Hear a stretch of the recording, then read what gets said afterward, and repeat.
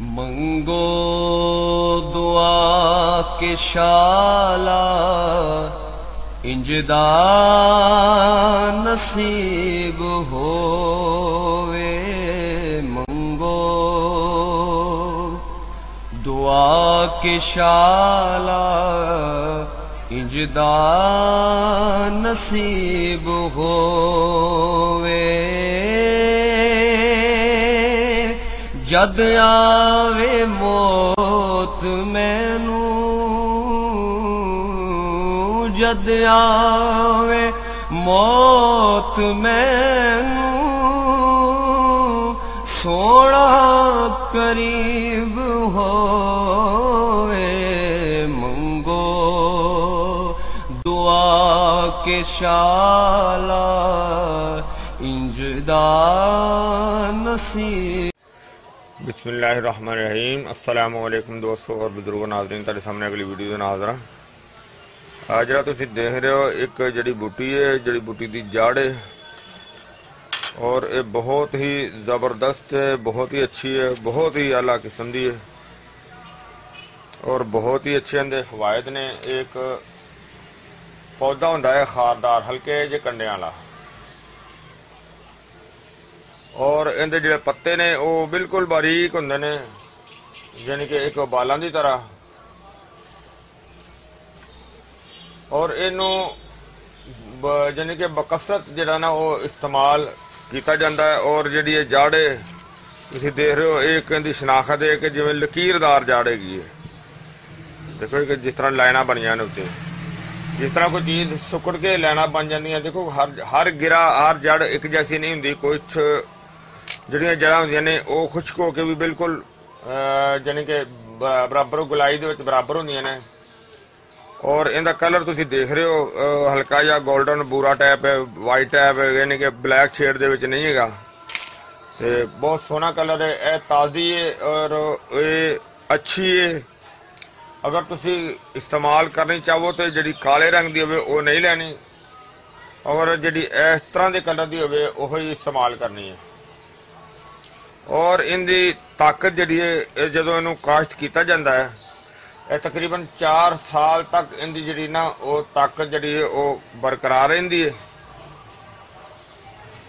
और इनका मिजाज जड़ा है वो ठंडा है, यानी कि सरद है, यानी कि सरद तर दे विच है, जरा कि मकवी बाब भी बेहतरीन है, मकवी मुगल्लद बेहतरीन है, मकवी मनी बेहतरीन है और रखते मनी भी बेहतरीन है। ज़बरदस्त रिजल्ट है, यानी कि बूटी बहुत कमाल की चीज़ है, बहुत अच्छी चीज़ है।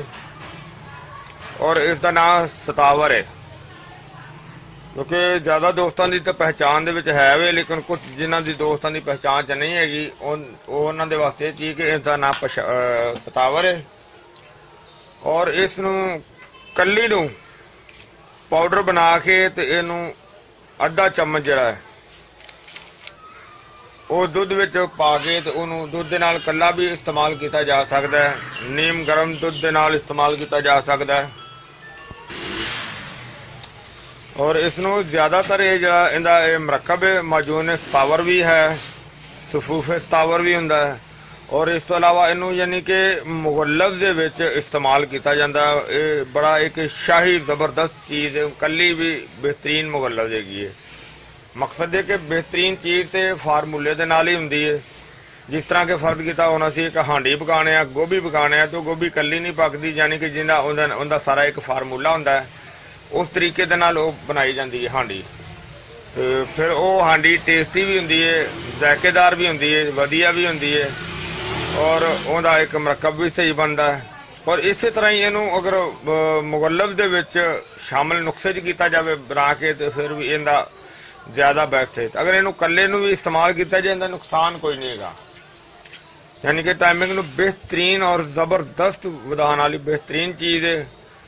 अगर उनका इस्तेमाल इस तरह ही है कि अगर गर्म तसीर वाला बंदा हो, यानी कि गर्म मजाज वाला बंदा हो, इनका इस्तेमाल इस तरीके भी कर सकता है कि इसनू रात को दुध दे विच बॉयल करके रख दे, सुबह इनू यानी कि खाली पेट अगर वो खीर तरह खीर बन जाएगी इनू इस्तेमाल कर सकता है।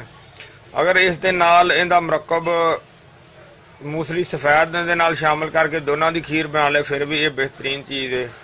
अगर इस दे नाल पंबा दाना शामिल करके खीर बना लीती जाए फिर भी बेहतरीन चीज़ है।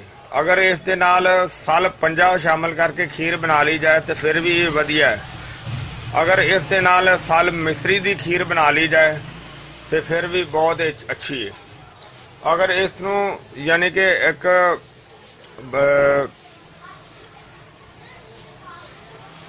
सर्द मिजाज वाला बंदा अगर इस्तेमाल करना चाहे तो वह इसनू नीम गर्म दुध नाल इस्तेमाल करे तो उसके वास्ते ज़्यादा बेहतर है।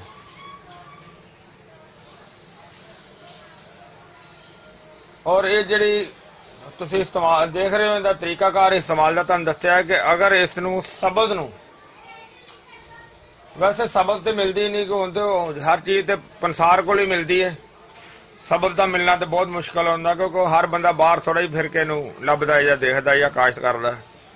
बहरहाल ज़्यादातर इहदा तरीकाकार जिहड़ा तुहानूं दस्सिया है वो इस तरीके दे नाल ही इस्तेमाल हुंदा है और बड़ी ही शानदार ज़बरदस्त चीज़ है तो बहुत ही अच्छी है तो बड़ी आला है। बाकी ये है कि जदों भी चीज़ लवो तो स्टोर तो या मतलब एक पंसार स्टोर तो लई जावे और ये चीज़ देखनी कि जरा साफ सुथरी हो, अच्छी हो, वधिया हो, तो इस तरीके के नाल इहदा इस्तेमाल करना है। और मैं दोबारा तुहानूं ये दसदा जावां कि ये बहुत ही ज़बरदस्त चीज़ है मसाने दे वास्ते। और दूसरी गल है कि इसनूं अगर इस्तेमाल किया जाए लेडीज़ और जेंट्स दोनों ही इस्तेमाल कर सकते हैं, यानी कि कमर में भी बेहतरीन मजबूत कर दी है